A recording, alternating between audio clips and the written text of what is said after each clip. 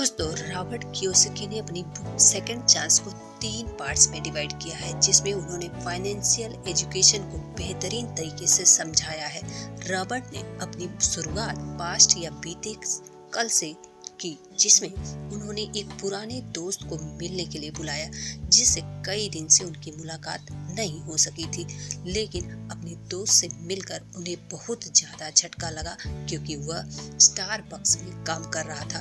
उन्होंने उससे पूछा तो उसने बताया कि 2007 में जब मार्केट क्रैश हुआ था, तो उस टाइम पर उसने अपनी नौकरी और घर दोनों ही खो दिए थे, और उसकी जितनी भी जमा पूंजी थी वो सब भी खत्म हो गई थी, जिसकी वजह से उसे फिर यह कम पैसों वाली जॉब करनी पड़ रही है। तो दोस्तों, इस बात को उन्होंने अपनी किताब में इसलिए शामिल किया क्योंकि वो बताना चाहते थे कि लाइफ में कभी भी कैसी भी सिचुएशन आ सकती है, और इसलिए आपको इस सच्चाई से मुंह नहीं मोड़ना चाहिए कि आपका घर आपका एसेट नहीं है। बचत करने वाले लूजर्स होते हैं। अमीर लोग पैसे के लिए काम नहीं करते, और स्कूल में फाइनेंशियल एजुकेशन के बारे में नहीं सिखाया जाता। इन बातों को हमें स्वीकार करना ही होगा। दोस्तों, स्कूल एजुकेशन को लेकर एक पुरानी सोच बनी हुई है कि वहाँ पर पढ़ाई लिखाई करके आप फाइनेंस के एक्सपर्ट बन सकते हैं। तो यह पूरी तरह से गलत है।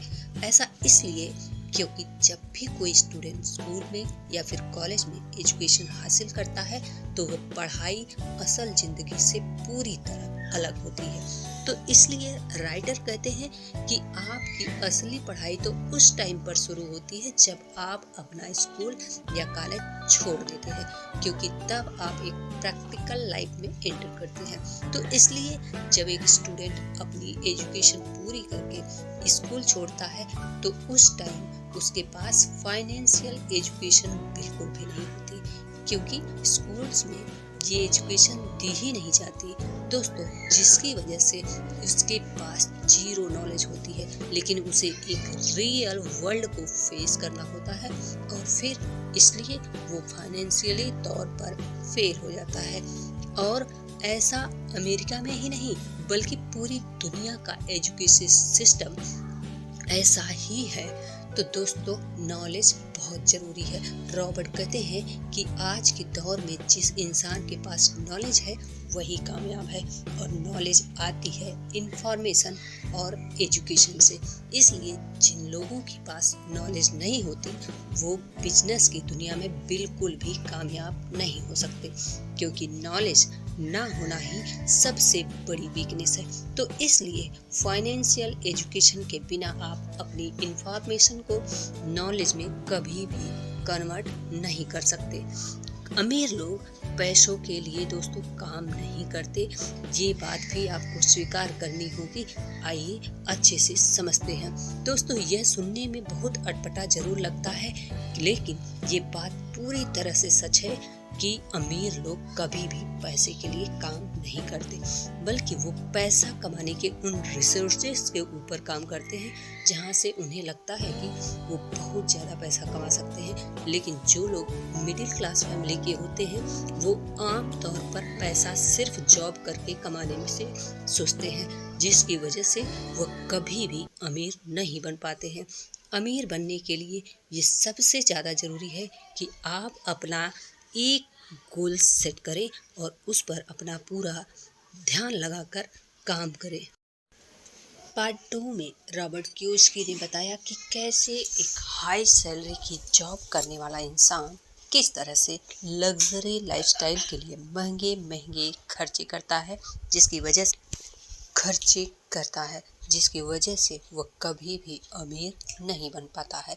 उन्होंने बताया कि किस तरह से वह बड़े घर, महंगे कार और लोन्स में घिर कर रह जाता है, जिसकी वजह से वह कर्जे में डूबते चले जाते हैं।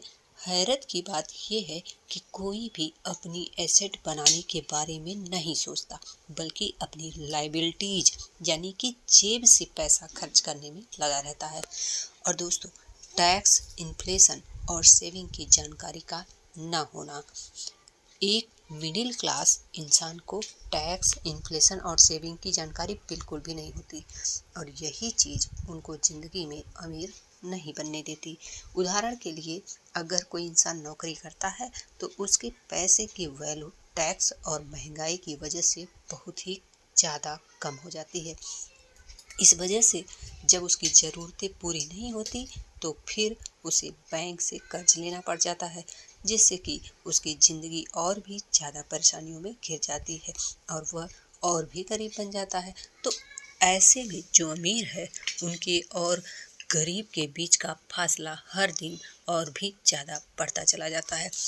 तो दोस्तों, अमीर बनने के 4 बेसिक असेट्स हैं। यहाँ रॉबर्ट ने 4 फाइनेंशियल असेट्स बताए हैं जो अमीर बनने के लिए काफ़ी ज़रूरी होते हैं, जैसे कि business, real estate, paper assets और कमोडिटीज़।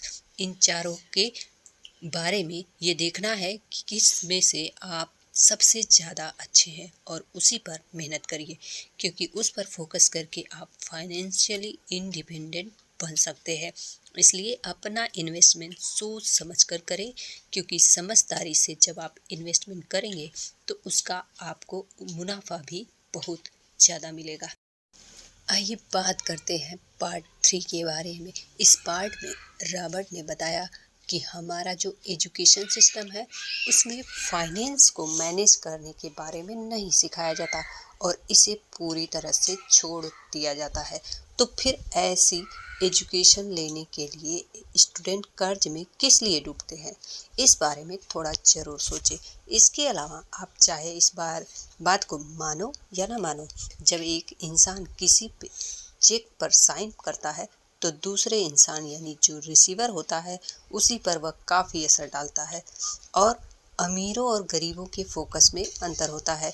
जैसे उसके बाद रॉबर्ट ने रीडर्स को ये समझाने की कोशिश की कि जो गरीब लोग होते हैं उनके फोकस क्या है और अमीरों के फोकस क्या है। दोस्तों, गरीबों के फोकस क्या है, आइए उनसे समझते हैं।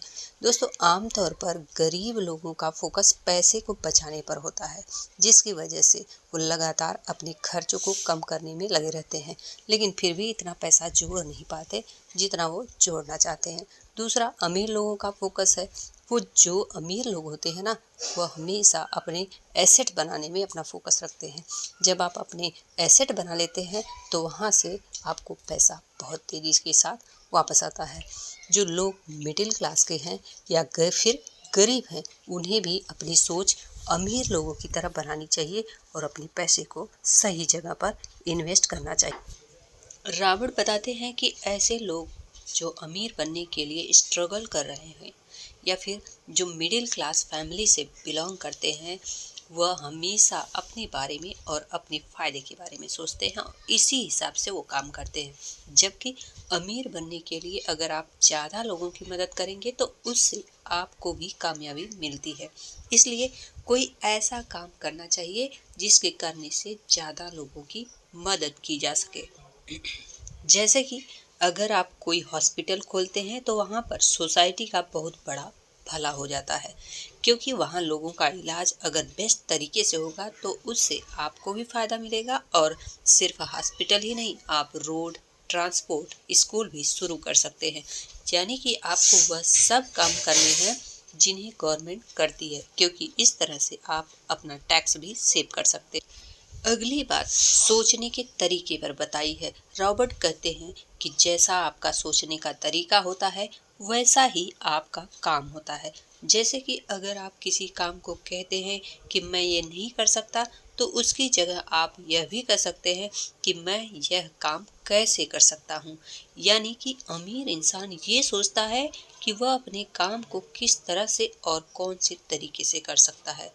तो दोस्तों, इसी तरह से अमीर फ्यूचर भी देखते हैं। जैसे जो लोग अमीर बनना चाहते हैं उनके लिए ये ज़रूरी है कि वह फ्यूचर के बारे में सोचें, क्योंकि ऐसे बहुत सारे काम हैं जिन्हें अगर आप आज शुरू करते हैं तो वह फ्यूचर में आपको काफ़ी अच्छा मुनाफा दिला सकते हैं। आमतौर पे एक मिडिल क्लास इंसान के बारे में नहीं सोचता है और इसी वजह से वह पीछे रह जाता है। इसलिए ये देखना चाहिए कि आने वाले समय में लोगों को कौन सी चीज़ की ज़रूरत हो सकती है जिसे आप उनके लिए उस टाइम पर प्रोवाइड कर सकते हैं। वैसे देखा जाए तो आज के टाइम में 99% लोग इस चीज़ को अवॉइड कर देते हैं और इसलिए वो अमीर नहीं बन पाते। तो दोस्तों, जर्नलिस्ट मनी मेकर्स होते हैं।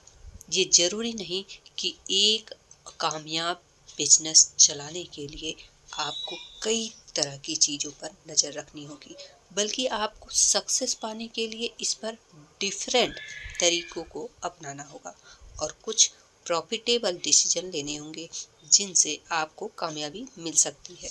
और अगला पॉइंट है, बिजनेस शुरू करने के लिए बहुत पैसों की ज़रूरत नहीं होती।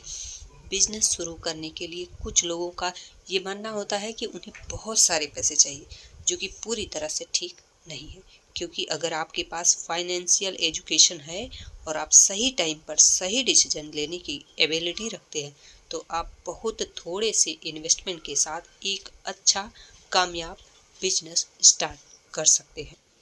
तो दोस्तों, इसमें कोई शक नहीं कि सेकंड चांस बुक एक बहुत ही बेहतरीन किताब है, जिसको अगर आप पढ़ते हैं तो आपकी ज़िंदगी काफ़ी बदल सकती है और आप अपना नज़रिया बदल सकते हैं। हर इंसान एंटरप्रेन्योर बन सकता है या नहीं, यह पहले से किसी को नहीं पता होता, लेकिन इसका मतलब ये नहीं कि आपको अपनी खर्च करने की आदत को सुधारने में बदलाव नहीं करना चाहिए। यकीन मानिए, जब आप अपनी खर्च करने की आदत को बदल लेंगे तो यह आपकी फाइनेंशियल सिचुएशन पर बहुत ज़्यादा इफ़ेक्ट डाले। और दोस्तों, ऐसे ही बुक को आप पढ़ने के शौकीन हैं, आप नॉलेज को बढ़ाना चाहते हैं, तो बुक को खरीदने के लिए आप डिस्क्रिप्शन में लिंक से जाकर बुक को खरीद सकते हैं। और ऐसे ही बुक समरीज को और अच्छे से डिटेल में जानने के लिए, नई नई किताबों के बारे में जानने के लिए आप चैनल को सब्सक्राइब कर लें और बेल आइकन दबा दें, ताकि नए वीडियो की नोटिफिकेशन आपकी कोई छूट न पाए।